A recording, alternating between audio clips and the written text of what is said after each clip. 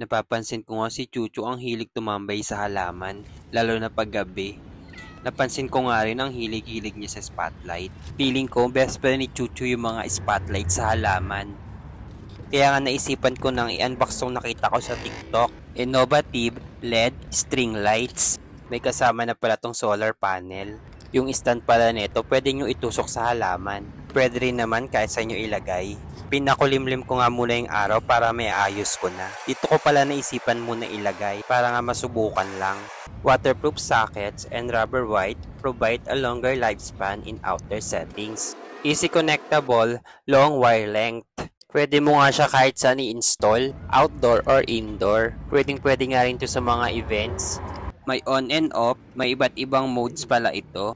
15 bulbs na to pag bumili kayo. At ayan na nga, nauna na si Chuchu. Sobrang love na love talaga ni Chuchu yung mga ilaw. Mukhang dito natatambay si Chuchu kasi ang dami niya nakikitang lights. Ang ganda neto guys. Akala ko nga pangit yung kakalabasan ng design ko pero ang ganda.